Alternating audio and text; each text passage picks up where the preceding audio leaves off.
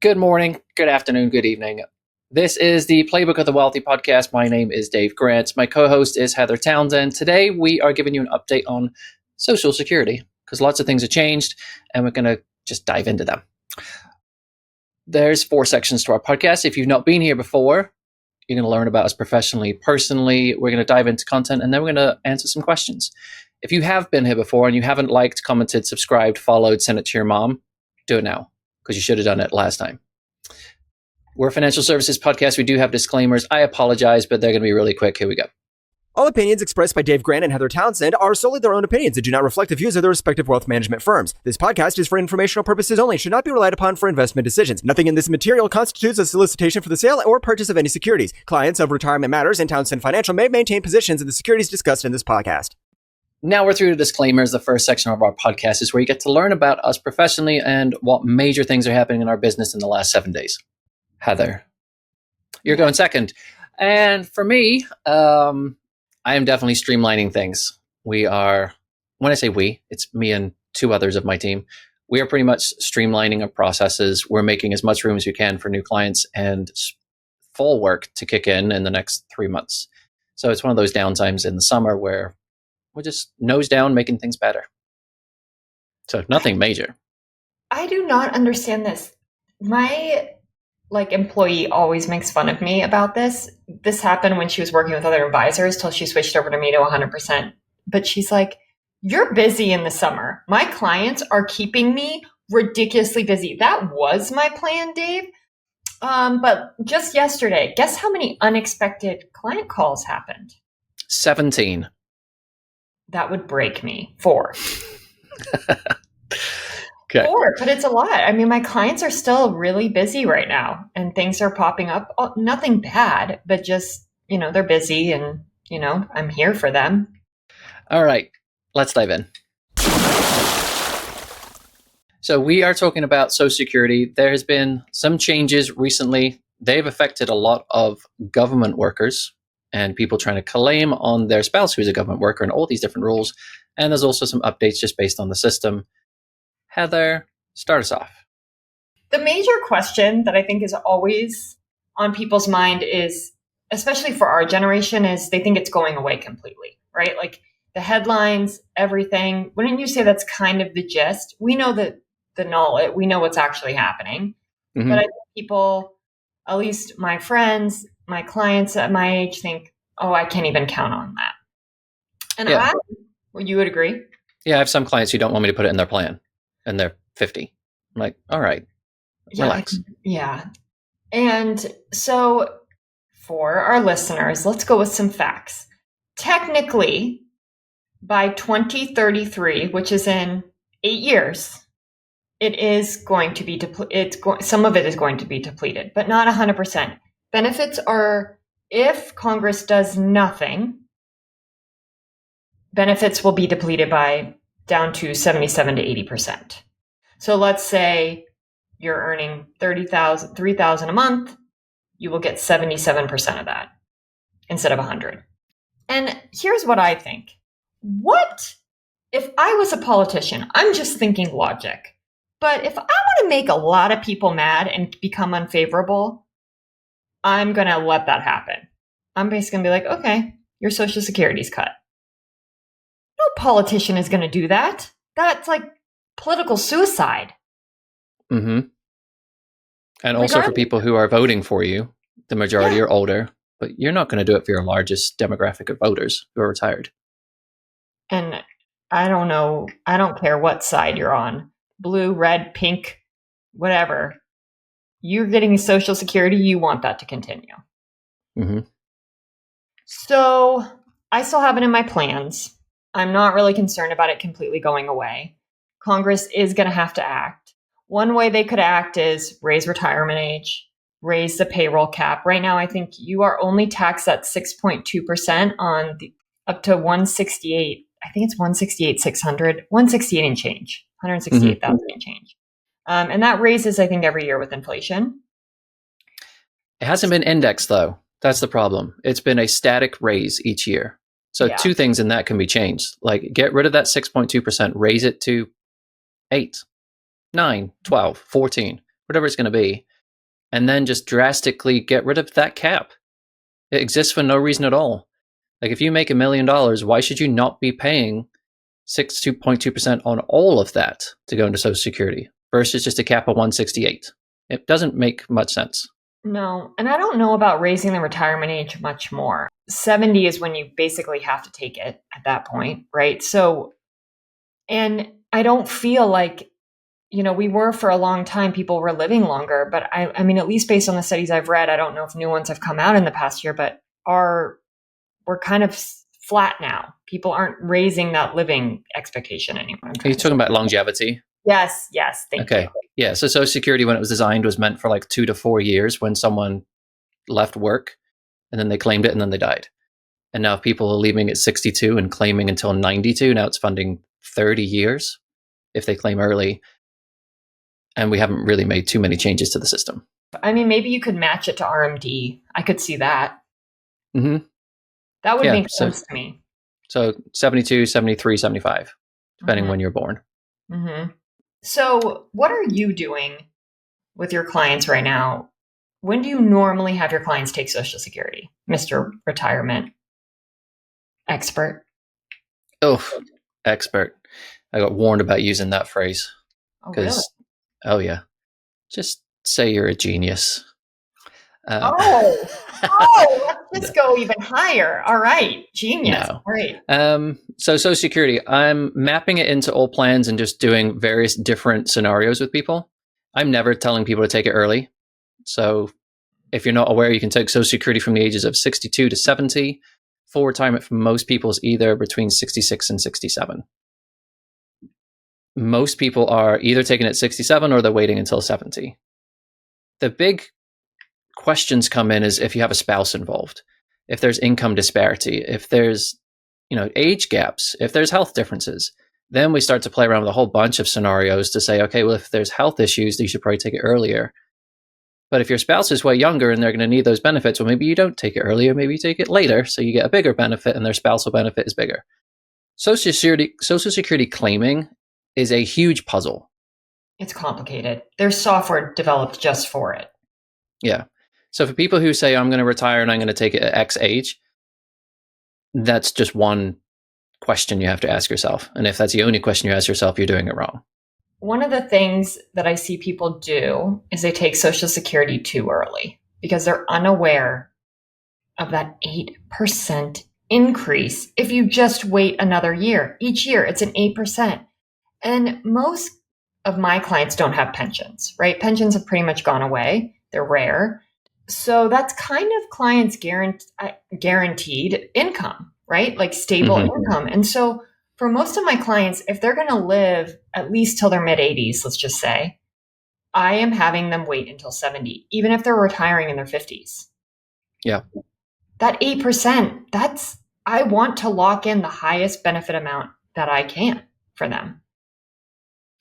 Yeah, that would be another thing that if they start to adjust the age, will need to be talked about. Because if your full retirement age is still going to be 67 and you say, oh, we can push it to 75, are you going to still do an 8% bump each year from 67 to 75?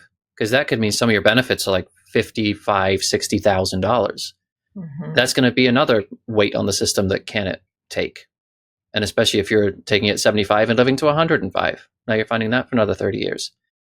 So there's just so many levers to pull. I think the biggest one is removing the salary cap, because that will get a lot more money in the system. And honestly, people who are earning a lot of money aren't looking at Social Security to fund their retirement. It's a tiny piece of it. They have other assets they've been saving, or it should be. They've got their portfolio, they've got real estate, Social Security, whatever, at some point. Like it's just an added piece.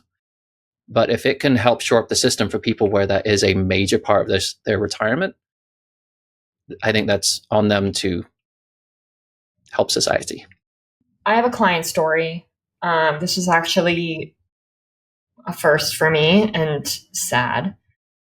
One of my clients told me that they don't think they're going to live as long. And that's like a very sombering moment in a client call. Didn't see it coming. And I'm really glad that they told me. But it completely changed my Social Security plan because they are now projecting mid 70s. And that messes with break even a lot. 70 no longer makes sense.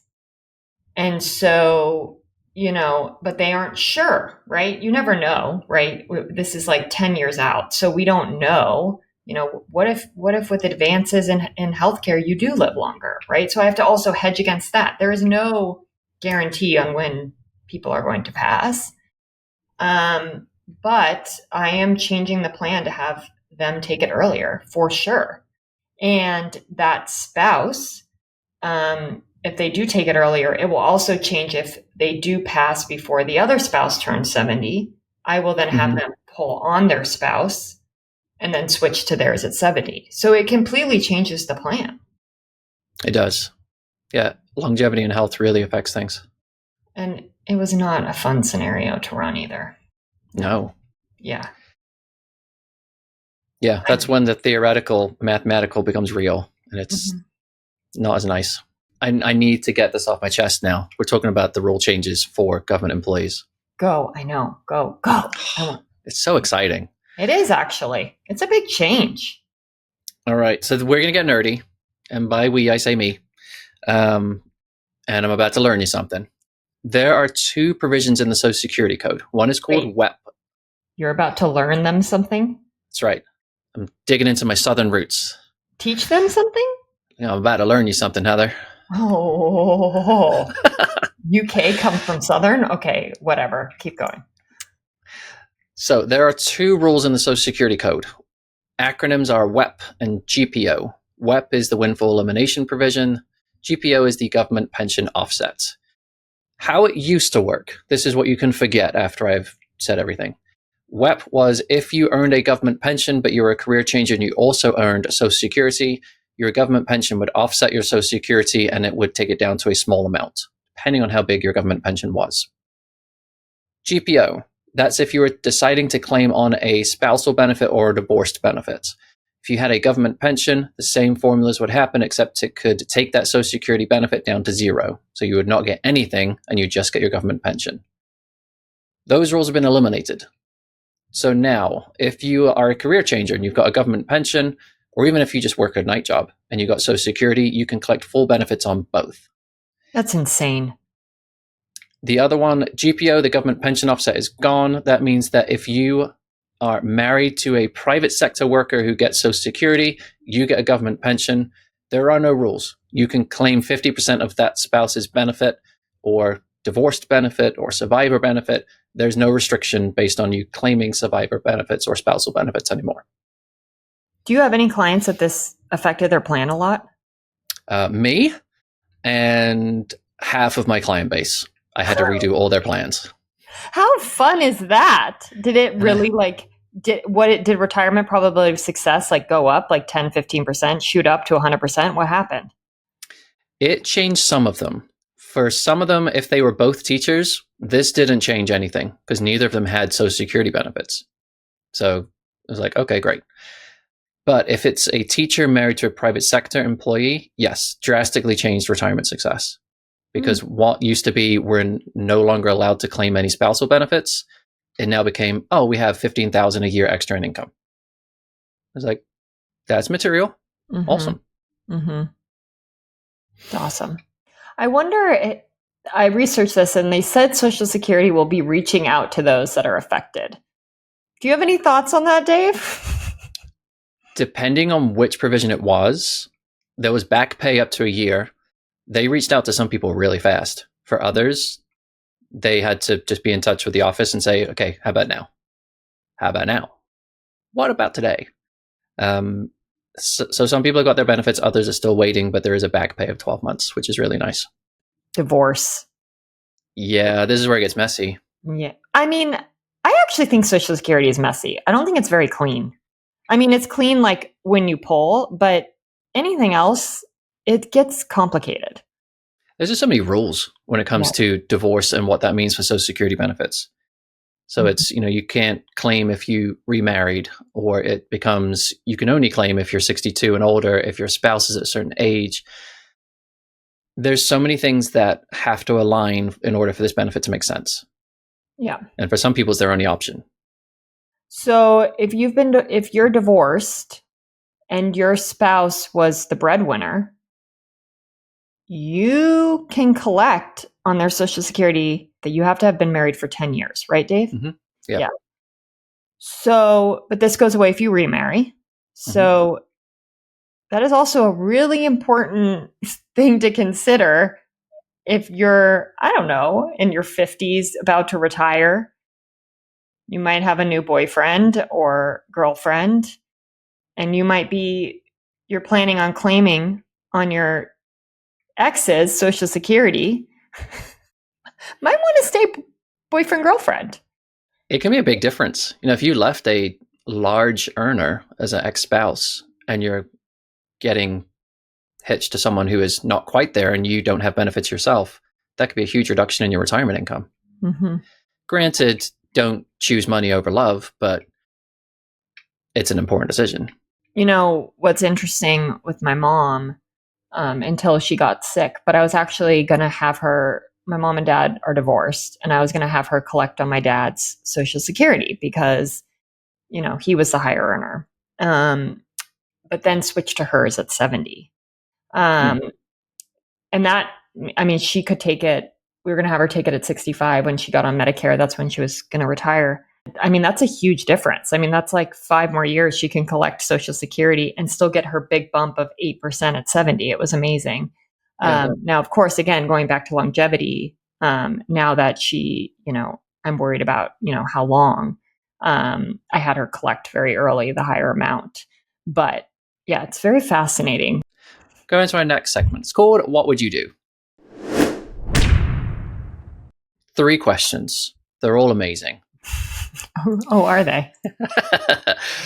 I'm a teacher, Dave, and I'm eligible for Social Security and my teacher's pension. With the rules changing, am I still allowed to collect these benefits? I think I still get this question. Yeah, I get this question even though the rules have changed and we just went through it. The answer is now yes. You can collect your full benefits and your full pension and you're good to go. Happy retirement. Yeah. Do you change when you pull their Social Security, or is it still kind of the same if they have a pension? Is it 70 most of the time if they're going to live until they're like late 80s, 90s? Depends on the pension, depends on the cost of living adjustment, depends on what other money they have. So it all goes into that retirement income puzzle. Yep. All right, question number 2. I'm 50. How do I incorporate Social Security into my financial plan if I don't think it will be there when I retire? I touched on this. I run both scenarios for my clients and see what they're comfortable with, right? Okay, if we don't include Social Security, this is how much more you would have to save. And that might push out, you either have to save this much more, or it's a combination of both. You have to save this much more and retire later. It's difficult because I think there's small changes that can be made to Social Security that will make it quite secure. And so going into that mentality of it's never going to be there makes you suffer right now by not doing what you want in life and saving for the future. Well, and it's kind of like the budget, right? Like the Congress waits till the very last minute when they need to increase the budget. It's kind of like a thing that we're kind of all getting used to every year. And what do they do? They figure it out eventually, right? Like, do we like the timing? Is it done right? Probably not. Don't really want to go through that. But they get it done. I think that's exactly what's going to happen with Social Security. They're going to figure it out. Yeah. They'll fix it. So I don't know if I would completely not count Social Security into your plan. Unless you are already ahead and don't really have to sacrifice much lifestyle, then sure, if that's what's going to make you sleep at night, fine, save a little more. I got divorced 7 years ago. My husband is 68 and I am 61. Can I and should I collect his or my benefits? All right. I'm assuming this means ex-husband is 68 and 61 because that's where we're talking about divorced benefits. Mm-hmm. Yeah. You got to abide by the rules. So you can't claim until you're 62 at the earliest. And you would probably want to wait because that's going to reduce the benefits. You want to get an idea of what your ex-husband's benefits are.